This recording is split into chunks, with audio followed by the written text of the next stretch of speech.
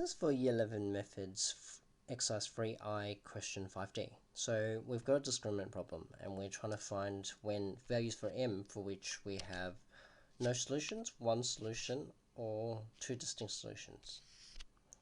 And the question is given like that in terms of m. So first steps first, we identify what our coefficients are. A is 1, B is 4m, C equals negative 4m minus 2. The discriminant is given by b squared, which is 16m squared, minus 4ac. 2. So we just need to simplify this. We got 2 negative. Negative 4 times negative 4 is positive 16. M minus 2. Now, we can expand that. We get 16m minus 32. I can take a factor of 16 out from the discriminant just to simplify things. I got m squared plus m minus 2. Now, we're trying to find when, for part A, we're trying to find when m has no solutions. So the discriminant has to be less than 0. Now, before we even do that, let's get an idea of what this graph looks like. So the discriminant is given by that.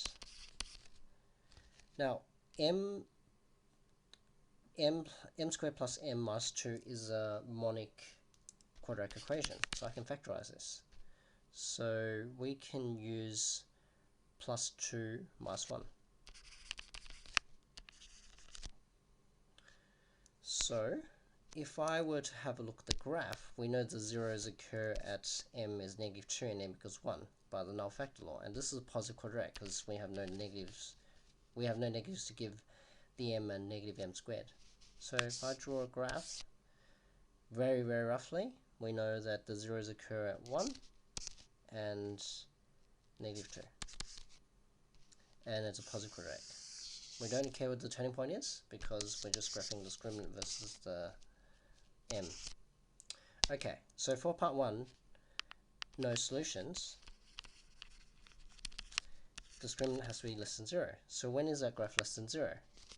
If I look at the, if I shade it in, it's less than 0 all here. So the x values for which that happens is m is between negative 2 and 1. Now for part 2, we're asked for one solution. One solution means only one solution. So if I choose a highlighter, I'll choose blue highlighter. One solution means it equals 0. M equals 0. So it equals 0 here and here. So therefore, our solution would be m equals negative 2 or 1. Which makes sense. It's basically the zeros of that quadratic. We're using null factor law. For part 3, we want two distinct solutions. So two distinct solutions means the discriminant has to be greater than 0. Well, its discriminant is positive. The discriminant is positive around here. Around here.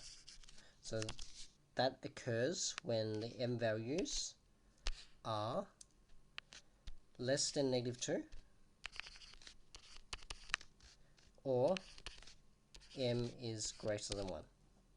And that's how you solve for inequalities. Inequalities for the discriminant at equals, obviously.